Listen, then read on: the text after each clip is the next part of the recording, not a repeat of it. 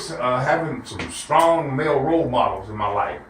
A lot of people nowadays, they love to hear the rags and riches story. Right. I didn't no dad, no mom. We lived in a car, and none of that's the case for me. None of that's the case for me. What's the case for you? The case for me is I grew up in a 2-parent home with an older sister and a younger brother. Okay. My father was a longshoreman in Savannah, Georgia, and my mom was a cook for Morrison's and Gulfstream for over 40 years. Wow. We had milk delivered twice a week. We stayed in a 2-bedroom home. I was fortunate enough to have an older sister who was a proxy mom for my brother and I. Okay, I know about I started school. I started elementary school in '65. Okay. She graduated from high school in '64. Oh. So I had 2 moms and a dad, and I grew up a privileged child. Kitchen full of food. Yes, sir. Kitchen full of food. Icebox full of food. Icebox, refrigerator. Dad brought home like $20 to $30 worth of fruit every week, every Wednesday. Both my brother and I are very large men, because we were fed. Like I said, we had milk delivered twice a week.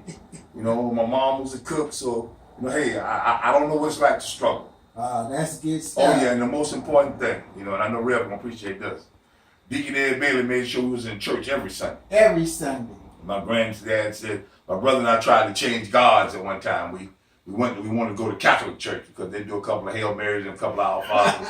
And they're out. Right. My granddad killed that in one swoop. Next Sunday when I come to 2nd St. John, y'all better be on that 5th pew to the right. Oh. So that killed us. Out 30 to 40 minutes of a couple of Hail Marys and we'd be back home but catch the first part of the Atlanta Falcons football game. Oh, wow. So my granddad killed that, but hey, it was all for good. Now, what were your glory days in high school before you got to college? What did you enjoy best about high school? Well, fortunately, I went to high school at Tompkins High School. I went 10th, 11th, and 12th grade.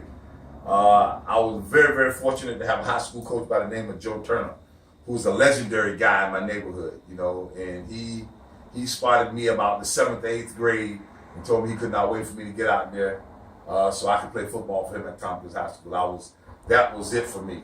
I could have died and gone to heaven right then and there because Coach Turner knew who I was. But when I got with him, he was a guy that stressed fundamentals, do the right thing, accountability, responsibility, short steps, good head, good hand placement, square up on the front side, cut off on the back side, and he stressed that to me for 3 years. So at Tompkins High School, I had an outstanding high school career. Knew that I wanted to be a school teacher, knew that I wanted to go off to college, and at that time it was kind of difficult. Right. Some changes were being made. It wasn't the NCAA that you see now. The Georgia wasn't the Georgia, and Alabama wasn't the Alabama it is today. I always say, I remember the governor of Alabama standing in the door saying that we couldn't go to school there. I don't have any problems with that, but it's a total different SEC than it was when I came out of high school. Now, did you pick your college, or did your college pick you to go to? My college picked me. I was fortunate enough in college to play for Willie Jeffries. He's the first African American to coach at a Division I school. And my first 2 years, he was my coach, and Bill Davis, my offensive line coach,